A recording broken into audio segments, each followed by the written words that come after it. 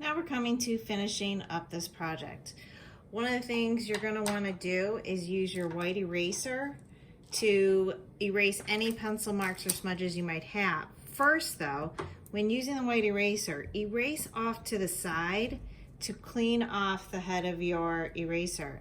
Then you can go in and start to erase items off and make sure your pencil's off and all that stuff. But please make sure it's not right after you've just inked, because then it may make a big smudge or bleed in an area. So make sure your project is dry before you start erasing. Now, just a quick reminder, if you need to clean up any of your circles, you want to go with your circle template and go quick. You don't want to pause. You pause and you're going to get an ink blotch. You can use your Uniball to clean it up, or you can use your Sharpie marker, but the Uniball does work really well utilizing these templates. Keep in mind though that your templates do end up getting some black on there, so you just have to make sure it's nice and clean and you're not like smudging it. All right, now we get to cut these out, and then we're going to be arranging them on your black paper. You'll be needing some scissors, you'll need glue, and you're going to need to have something to write your name with. And we'll talk about that in a second.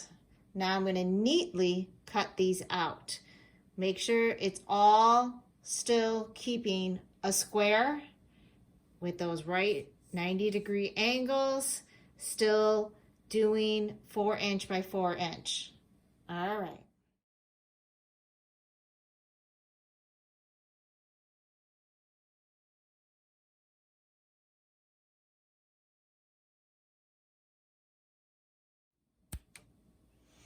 So now that they're all cut up, we are going to start arranging them. All of you got a rolled up piece of black paper. Hopefully you didn't smush it. Let's really hope. Since it's been rolled up, it is going to resist. So what you might want to do is turn it over and kind of sit there and iron it out. The other thought is to take it and do the reverse. I'm rolling it backwards the opposite way to help flatten it out, or you could also flatten it under heavy textbooks and such. So kind of rolling it nicely the other way will help to uncurl it. So now that I have my black paper, I'm going to figure out my arrangement. Now, sometimes, even though I might have been looking at this way the whole time, I may discover that I like it better turned. So it's one of those things that you're going to have to take a peek and examine what you like the best.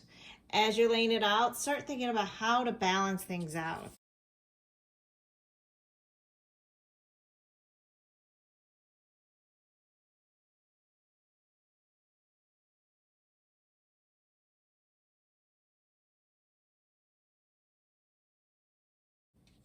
Yep, this is the way I like it.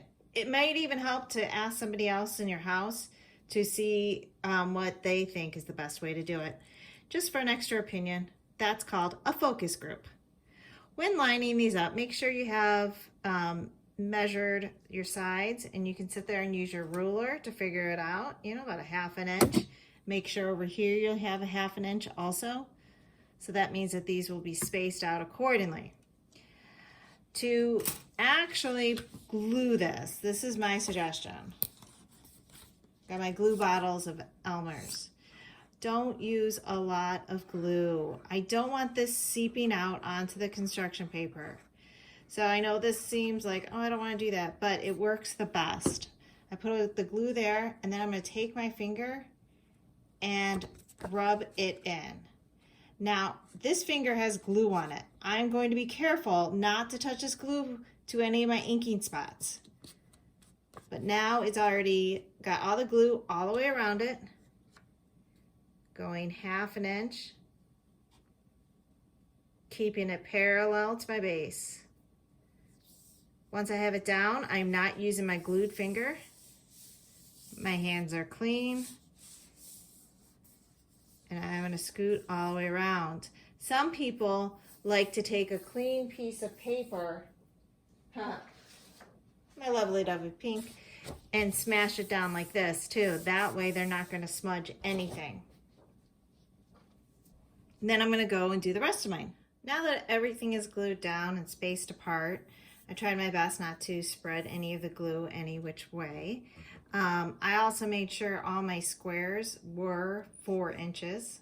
I measured them before gluing any of them down. I am going to write my name in the lower right hand corner, all capital letters. I'm using a white color pencil, so it doesn't matter what kind of white color pencil it is. Go look. I know a lot of you have to have color pencils for your you know, art supplies at home for schools and stuff like that. Another thing you could use is gel pens. Anything that would show up on a black piece of construction paper. Crayon will be really fat because I kind of want these to look nice and professional. That's why we're using drafting letters, uppercase letters. So it does look sharp. Normally graphic designers don't sign their artwork, they present it. This is more of a presentation. Page 12 of our final project, as you can see, page 12 is going to talk about your principles of design. Now, you're going to have to tell me what principle is for each square. You'll work either from left to right, or if you chose to do it vertical, top to bottom.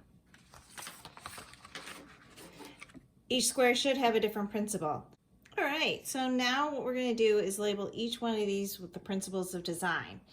This one I'm going to have is harmony because there is a repetition of this circle.